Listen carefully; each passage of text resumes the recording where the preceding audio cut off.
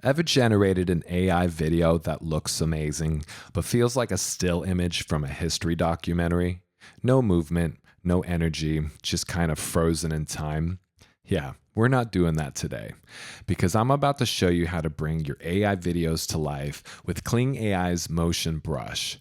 This tool lets you make characters walk, change expressions, move their hands, or even animate objects inside your scene without having to regenerate everything from scratch.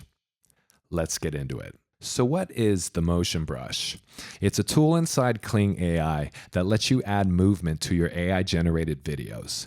Instead of your characters standing around like NPCs waiting for an interaction, you can add subtle, controlled motion that makes them feel alive.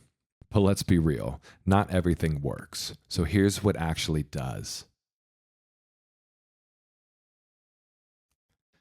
The key is to keep movements simple. Too much animation in one frame can make things look unnatural. A few small, well placed motions will always look better than trying to make everything move at once. Step 1. Decide what part of your scene you want to move. Kling AI gives you two ways to select areas. Let's try auto segmentation. Click the button, and Kling AI automatically highlights areas when you hover over it. Sometimes it works, sometimes, well, if that happens, switch to manual brushing. This way, you can be precise and only animate what actually needs movement. Now let's make some actual movement happen. Just draw a motion path, start to finish, and watch it go. I've got this guy standing still.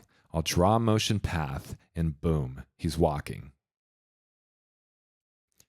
Now, let's say I have a brainstorming scene with light bulbs and question marks raining down. I'll add downward strokes to each one, and now it looks like they're actually falling. This part is key, the static brush. Without it, your whole character might start morphing like they're stuck in a bad AI horror film.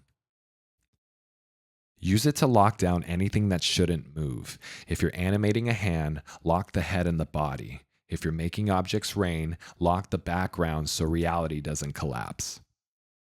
Once your motion path is set, tell Kling AI exactly what kind of movement you want. Keep it clear and specific.